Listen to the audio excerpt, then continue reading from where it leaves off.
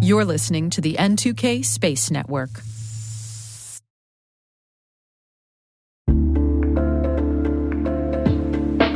Attention all security professionals.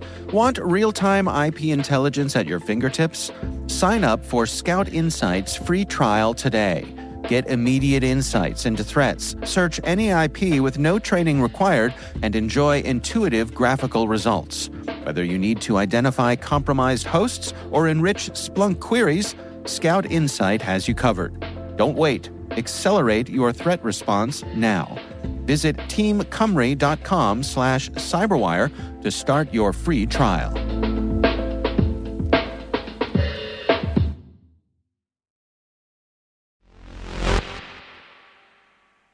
After spending a year in a Mars simulation, it's over. And now it's your first time back in the company of humans that aren't on your crew. What would you want to say? Don't overthink it, honestly. What else do you need to say, but... Hello. It's actually just so wonderful to be able to say hello to you all. We wish to thank everyone. T-minus 20 seconds to LOS T-dress. Go for deploy. Roger roll.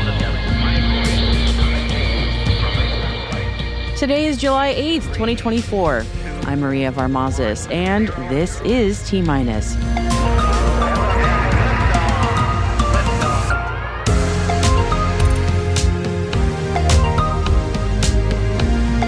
The first CHAPEA mission is complete. ESA says the Ariane 6 is go for launch. Polaris Dawn sets a date.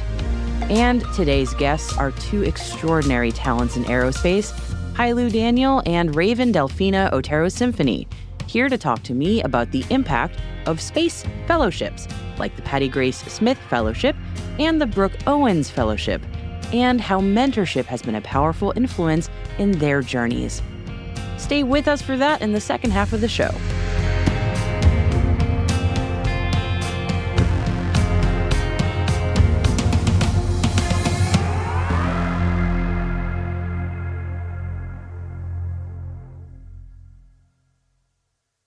Happy Monday, everybody. We were out of the office for a brief holiday. It's nice to be back. And while we were out, the news kept rolling in, so let's do a quick review of what happened. After more than a year in their simulated Mars habitat at NASA's Johnson Space Center in Houston, Texas, the 4 analog astronauts at the very first CHAPEA mission emerged on July 6th at around 5 p.m. Houston time. In the official egress event, Deputy Flight Director and astronaut Kjell Lindgren quite simply knocked on the door. Just ready to come out? Hey!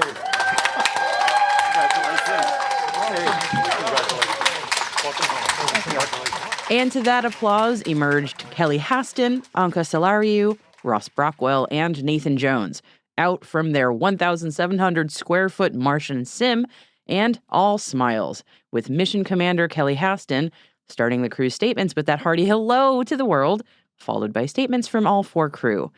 Their 1-year mission gave NASA a lot of great data on what might work well and what might not work quite so well for an actual Mars habitat on an actual Mars mission. And the work isn't done.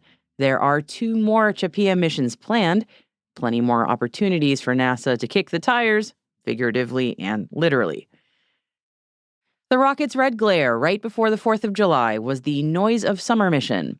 Firefly Aerospace's Alpha Flight 5 launched from Vandenberg Space Force Base at 9:04 p.m. Pacific Time on July 3rd. Firefly confirmed that after the successful launch, it also had a successful payload deployment for NASA's CubeSat launch initiative. Both the launch and payload deployment were in Firefly's contract with NASA for its Venture-class Launch Services Demo 2, and that is to validate the Alpha rocket class's capabilities to provide recurring small-sat launches for NASA. Some news this morning from the aero side of aerospace that space folks definitely need to keep an eye on. Boeing today agreed to plead guilty to a criminal fraud conspiracy charge and pay a $243.6 million fine to resolve a U.S. Justice Department investigation into the 737 MAX crashes in 2018 and 2019. In addition, Boeing would spend at least $455 million over the next 3 years to enhance its safety and compliance programs. With this plea deal, if a judge approves it, Boeing, the company, will be a convicted felon, which could potentially threaten its ability to secure federal contracts, including with NASA and the Department of Defense. Definitely a story we all should be watching. Now, let's take a look at what's coming up soon. The European Space Agency, ESA, says the Ariane 6 is officially go for launch. So the countdown is on to the inaugural launch on July 9th at 2 p.m. Eastern Time from Kourou, French Guiana. This launch marks a significant milestone for ESA and especially Arianespace after delays to the rocket since 2020. Ariane 6's launch will include 3 phases. 1, lifting the rocket into orbit, of course. 2, reigniting the upper stage for satellite deployment. And 3, performing tech demos while deorbiting. The rocket will carry multiple payloads, including 9 satellites and NASA's Curie satellite. The launch will be broadcast live via ESA Web TV, and we've got a link in the show notes for you if you'd like to bookmark the link and watch along. Fingers crossed for good weather and a successful launch. Go Ariane 6! And speaking of launch, the U.S. Space Force has awarded the second on-ramp to the Orbital Services Program, or OSP-4 contract, to Blue Origin and Stoke Space. This contract allows for rapid acquisition of launch services for payloads 400 pounds or greater, supporting missions with a 12 to 24-month turnaround, or even tighter timelines for tactically responsive space missions if necessary. With a ceiling of $986 million and ordering through October 2028, the goal of this OSP-4 contract is to enhance the small launch industrial base by adding emerging providers, ensuring a diverse vendor pool to support national defense needs. With this contract news, Blue Origin and Stoke Space join 10 other providers, expanding the capabilities available to the Space Force and other DoD partners. ISI and Ukraine's Ministry of Defense signed a memorandum of cooperation to enhance Ukraine's space defense capabilities using ISI's synthetic aperture radar technology. This partnership aims to improve remote sensing, data utilization for security, and support Ukraine's integration into the global space economy.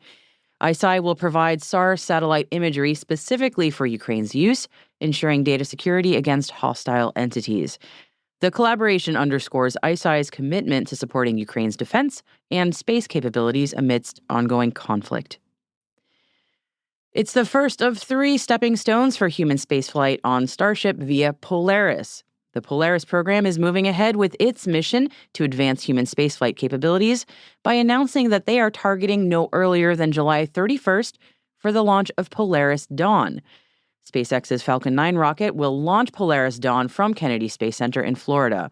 On that mission, a SpaceX Crew Dragon and the Polaris Dawn crew will spend up to 5 days in orbit and endeavor to reach the highest Earth orbit ever flown. The crew of Polaris Dawn will conduct a spacewalk, support scientific research designed to advance both human health on Earth and our understanding of human health during future long-duration space flights, and be the first to test Starlink laser-based communications in space.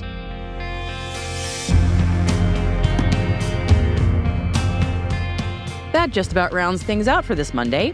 All the stories I've mentioned for you are linked in our show notes, plus some extras, including a really fantastic data viz story on why the United States' GPS satellites and signals are vulnerable to attacks like jamming. Really do check it out in our show notes or over at space.n2k.com. Hey T-Minus crew, every Monday we produce a written intelligence roundup. It's called Signals and Space. So if you happen to miss any T-Minus episodes, this strategic intelligence product will get you up to speed in the fastest way possible. It's all signal, no noise. You can sign up for Signals in Space in our show notes or at space.n2k.com.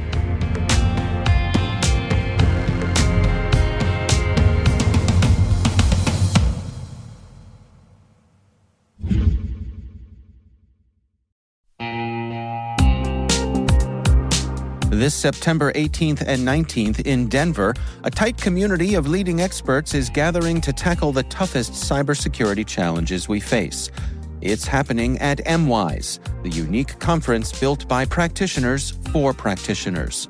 Brought to you by Mandiant, now part of Google Cloud, MWise features one-to-one access with industry experts and fresh insights into the topics that matter most, right now, to frontline practitioners. Register early and save at mwise.io/cyberwire. That's mwise.io/cyberwire.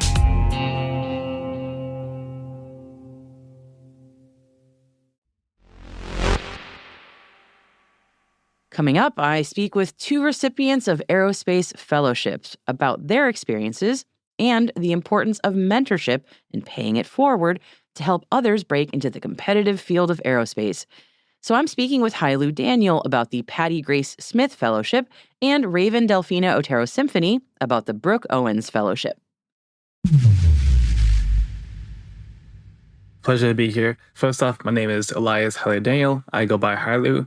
I am Ethiopian American. My parents immigrated here from Ethiopia at a young age, so my brothers and I are the first people to be born here in America and go through the system, which has been a huge change because it's caused me to be really a trailblazer in the aerospace field. No one in my family has gone to pursue a engineering degree, much less a aerospace engineering degree. So I've always been interested in space. I always had a passion to be an astronaut like many people. I wanted to do aerospace engineering. So coming into the college, I had a bit of a unique background because I had to actually transfer to schools. So at that time was when the fellowship program came out, the Patty Grace Smith Fellowship Program, which is a sister program to the Brooke Owens program. The Patty Grace Smith Fellowship Program is intended to give African-American students their first internship experience in the aerospace field. So in that program, it gave us things like two mentors, a peer mentor and executive mentor. We had a cash grant and also a secure internship and a conference. It really was a pivotal point in my career because when I came in, it gave me a chance to gave me more confidence in myself, more confidence in be able to see people who look like me, act like me, come from the same background as me, and to see people who really care about diversity and actually make a change for it. Yeah, what a journey. That's incredible. Okay, Hailu, I'm going to put you on pause for a second because we have another guest with us too, but that is an incredible story. Thank you for sharing that. But also, I want to make sure, Raven, that you get a chance to also tell us a little bit about yourself. So, Raven, could you introduce yourself to our audience, please? Yeah, thank you, Maria. And I want to thank my friend Hailu as well for doing this really awesome joint collaboration here on your podcast. My name is Raven Delphina Otero Symphony. I am the first and still only New Mexican Brooke Owens Fellow. So as Hailu mentioned, the Brooke Owens Fellowship is the sister program to the Patty Grace Smith Fellowship. And I had never heard of it. I had dreams of being in the aerospace field, and I had some difficulties getting to that path. I'm the first person in my family to go to college, and it was very windy. I actually started off in college as a music major, graduated from the University of New Mexico with the degree in statistics. And so I heard about the Brooke Owens Fellowship days before I graduated. And I thought, well, why not? We'll throw in an application, and what's the worst that could happen? The Brooke Owens Fellowship is highly competitive. It's internationally competitive. I was a class of 2022 among 51 other fellows that were selected for the program. I was completely shocked when I got in. I felt like, how could it be that I got into this amazing program? And it is truly a one-of-a-kind amazing program that I highly recommend to anybody who is remotely interested in the aerospace field. Wow, you both are really incredible. Thank you, Raven. Honestly, I'm not just saying this. I'm kind of in awe of both of you because being first-generation students, that is a very difficult barrier to break on its own. And then going into aerospace, which is such a competitive field. I mean, just honestly, kudos to you both. I would love to hear more about your fellowship experiences because you've both mentioned how important these experiences were for you. And I feel like it's such an important part of your mission is to sort of pay it forward and let other people know who are listening if maybe they're not sure that they want to apply or that they would qualify. What's in it for them? What did it do? How did it transform your life? Let's hear a bit more about that kind of thing. Hailu, why don't we start with you on that? Like, give me some of your thoughts on your experience. Yeah, I'd love to. So one thing I like to note is that when I applied, I was part of the inaugural class for the Patty Christmas Fellowship Program. So we were the first years, and being that I actually came in completely blind because I had no clue what the program offered or what the details would look like or even how competitive it was, because I actually thought it was only for people on mail-in. Turns out it's actually people across the country.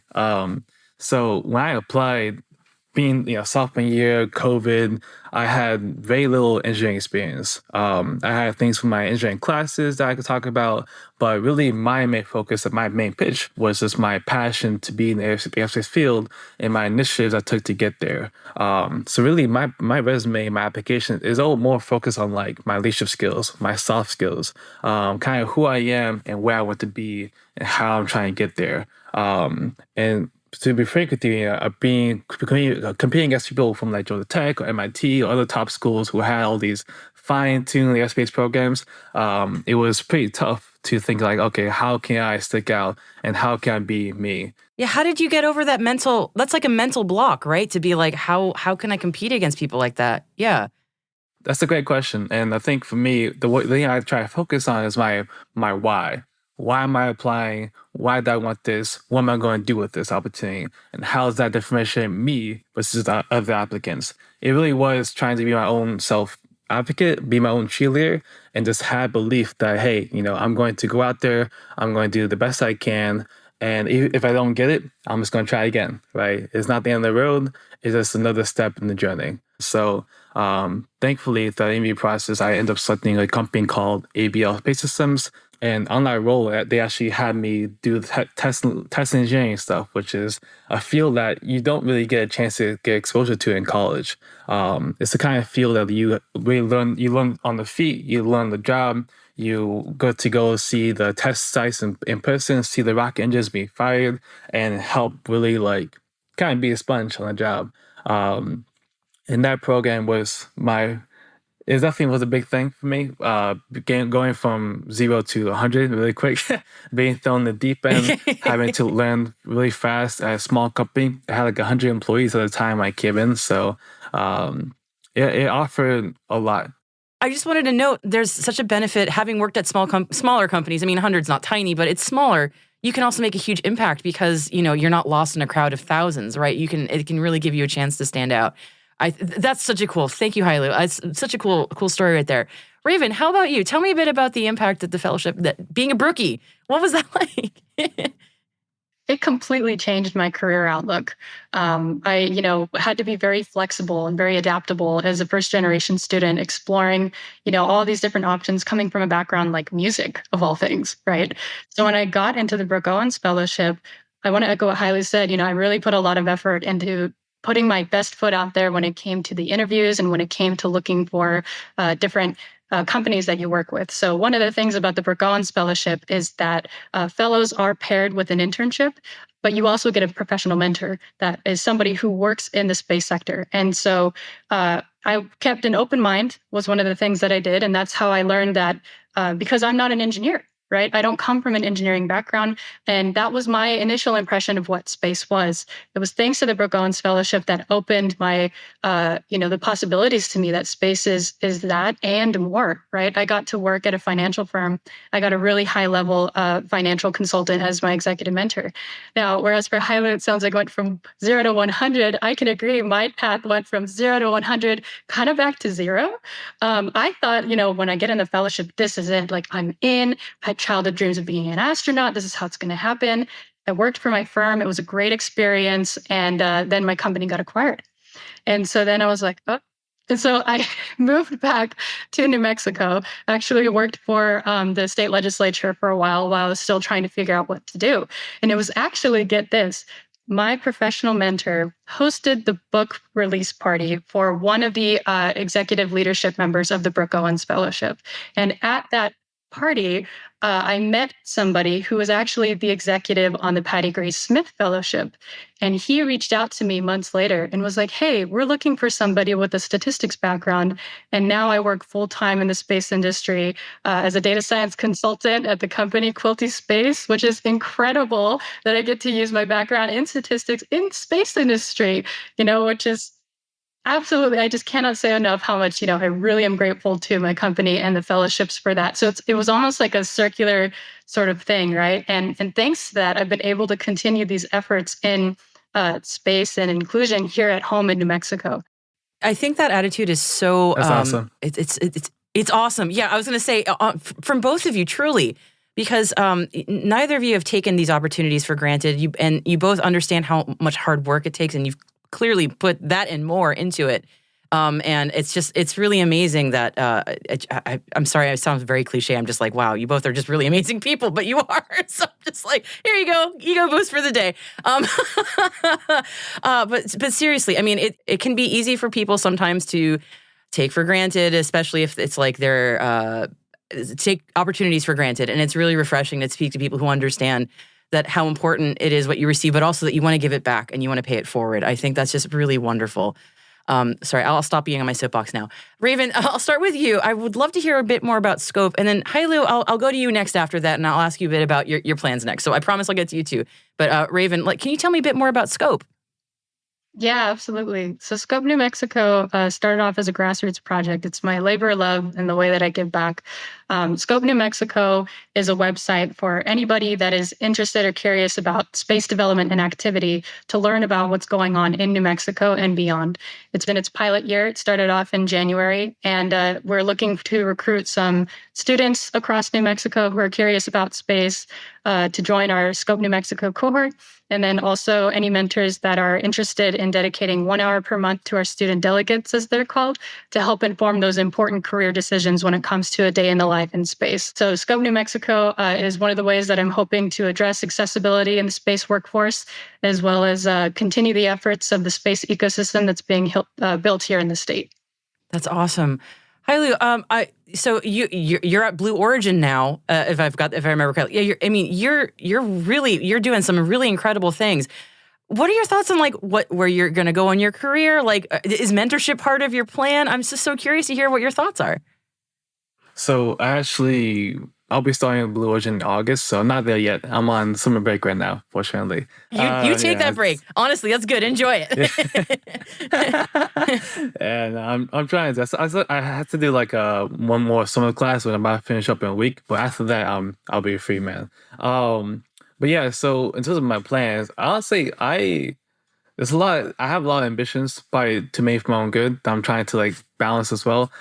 Similar to Raven, mentorship is a big thing for me, and I've been a alumni mentor for the Patty Gay Smith Fellowship Program for the past few years since I first came in. I also want to continue to help them in many ways. There's a lot of unique opportunities that come up, and I always try to take those opportunities as much as I can, because it's not every day you get to go into a plane and do a parabolic flight and experience micro-G gravity and the other things like that. So taking those opportunities, and I want to be able to help out at the Rocket Space Museum down there, do things like help build rockets, help teach the community.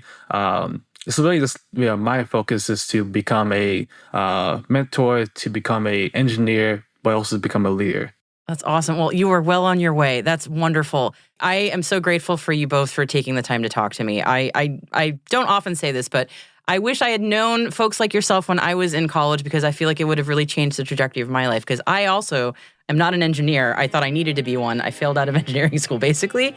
And I was like, I really am interested in this stuff, but I guess since I'm not an engineer, I can't do it. So, you might be really changing a lot of people's lives who are hearing you. So thank you for sharing your experiences, honestly. Thank you to both Hailu and Raven for joining me in that discussion. You can find links in our show notes for more on the programs that they participated in.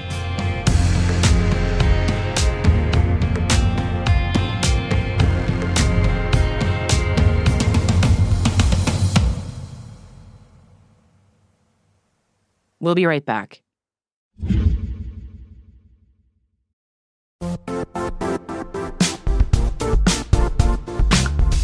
The IT world used to be simpler. You only had to secure and manage environments that you controlled. Then came new technologies and new ways to work. Now, employees, apps, and networks are everywhere. This means poor visibility, security gaps, and added risk. That's why Cloudflare created the first ever connectivity cloud. Visit cloudflare.com to protect your business everywhere you do business.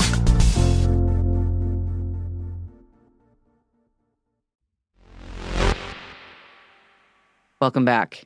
Attention, space aficionados.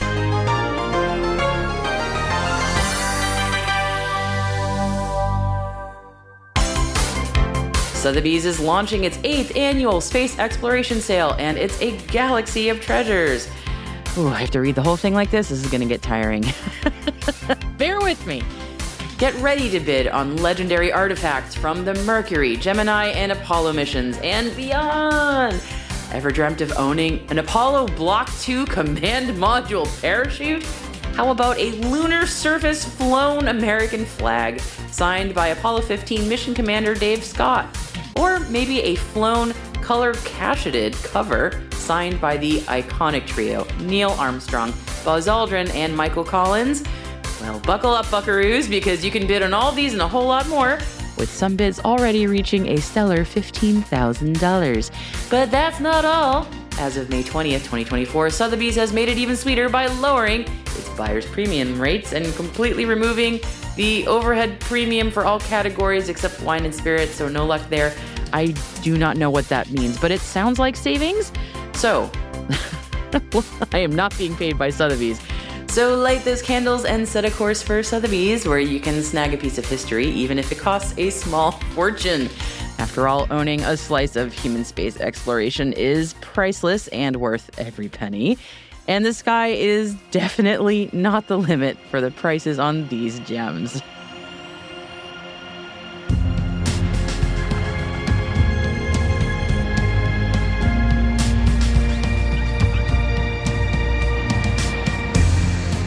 That's it for T- for July 8th, 2024, brought to you by N2K Cyberwire. For additional resources from today's report, check out our show notes at space.n2k.com. We'd love to know what you think of this podcast. Your feedback ensures we deliver the insights that keep you a step ahead in the rapidly changing space industry.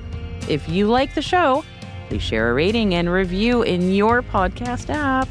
Also, please fill out the survey in the show notes or send an email to space@n2k.com and let us know what you think.